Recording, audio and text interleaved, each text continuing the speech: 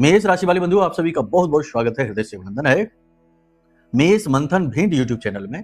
तो मेष राशि वालों, जरा ध्यान से सुनिए। बहुत से लोग हमसे ये कहते हैं कि कुंडली आकलन कराने की जरूरत क्या है, हमारे पास तो हमारी कुंडली ही नहीं है, तो हम कैसे कराएं कुंडली का आकलन। कहने का मतलब ये है कि किसी के पास कुंडली है नहीं, यानी डिटेल नहीं है, और किसी के पास डिटेल है तो उसका मन नहीं है कि वो क्यों कराए कुंडली आकलन, क्योंकि कुंडली आकलन की कुछ दक्षिणा भी लगती है। अब समस्या यह है कि वो दक्षिणा ज्यादा दिखाई देती है, लेकिन फिर जब जीवन में आगे बढ़ते हैं और बड़ी मुसीबतों में फंसते हैं और बड़े धोखे, घाटे, परेशानियां उठा लेते हैं, उसके बाद कुंडली लेकर आते हैं। तो आज हम आपको बताते हैं 3 वो परिस्थितियां जो यदि आपके जीवन में हैं तो आप समझ जाओ कि ये सही समय आ चुका है कि आपको अपनी कुंडली का आकलन कराना ही चाहिए हर हालत में।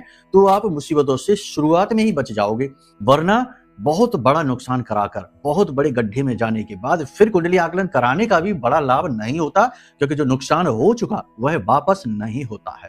ठीक है, तो ध्यान से सुनिए कौन सी हैं वो 3 परिस्थितियां। सबसे पहली परिस्थिति कि आपको ऐसा लगता है जैसे आपके आसपास कोई ऐसी ऊर्जा है जिसने आपको बांध रखा है, यानी आपका ज्ञान, आपकी बुद्धि, आपका धन और आपका व्यापार कुछ भी आपके नियंत्रण में नहीं है।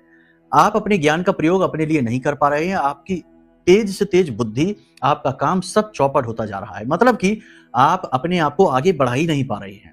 तो ये स्थिति है कि आपको अपनी कुंडली आकलन कराना है, ताकि पता चले कि अवरोध कारक योग कौन से है, क्योंकि कुंडली में कई योग होते हैं जो बाधा कारक योग कहे जाते हैं। उस बाधा को हटाना अनिवार्य है, वरना आगे नहीं बढ़ सकते।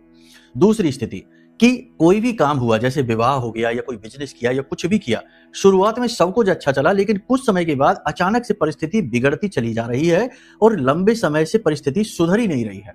विवाह में बात है तो पति पत्नी के बीच तो बिगड़ती ही चली जा रही है और वो सुधर नहीं रही है। व्यापार शुरू किया था तब ठीक था, लेकिन अब डूबता चला जा रहा है और बात बन ही नहीं रही है, मतलब कि एकदम से डाउनफॉल आ गया है। तो ये स्थिति है जब आप अपनी कुंडली दिखाइए, वरना बहुत बड़ा नुकसान हो जाएगा। ये एक स्थिति होती है। तीसरी स्थिति ये है कि अगर जीवन में अचानक से कोई दुर्घटना हो जाती है, अचानक से कोई बड़ा रोग आ जाता है, अचानक से बड़ा लॉस हो जाता है, कोर्ट केस हो जाते हैं, अचानक से कोई ऐसी बात हो जाती है जिससे कि अच्छा खासा चल रहा जीवन तहस नहस होने लगता है।